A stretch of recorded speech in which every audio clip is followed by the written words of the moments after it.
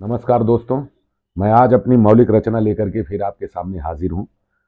दोस्तों, पिछले वीडियो में मैंने गांव की कविता के विषय में और गांव की क्या परिकल्पना होती है उसके विषय में लेकर के एक कविता बनाई थी और ये वादा किया था कि संपूर्ण वर्तमान समय में अब गांव कैसा हो गया है, इसके विषय में हम दो चार छंद लेकर के आपको सुनाएंगे और अपनी भावनाओं में कल्पनाओं के साथ लेकर के चलेंगे।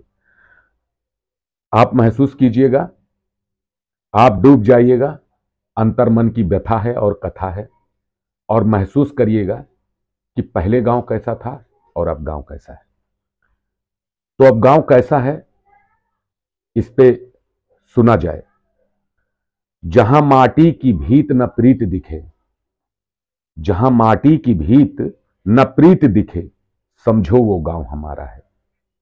जहां माटी की भीत न प्रीत दिखे, समझो वो गांव हमारा है। सूखा पीपल हो मरुस्थल, समझो वो गांव हमारा है।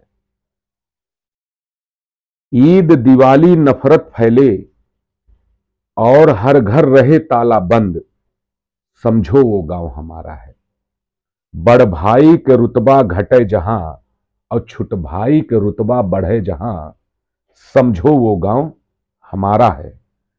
जहां लोक कथा न सुने बचपन, जहां लोक कथा न सुने बचपन, फिल्मी अंदाज दिखावें युवा, तहजीब विसार की बात करें, समझो वो गांव हमारा है।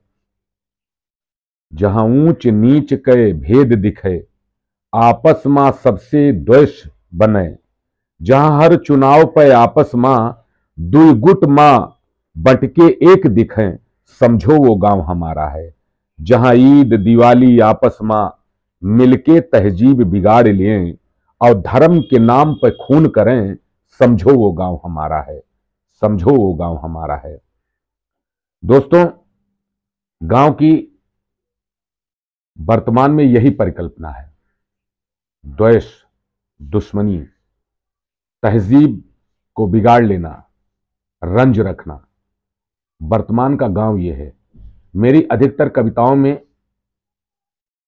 तंज होता है, व्यंग होता है, जो बिल्कुल सटीक होता है और वर्तमान पर सटीक बैठता है। इसलिए इन पंक्तियों पर जरूर गौर करिएगा। फिर अगले वीडियो में मैं अपनी मौलिक रचना लेकर के किसी न किसी विषय पर आपको मिलूंगा। तब तक के लिए धन्यवाद।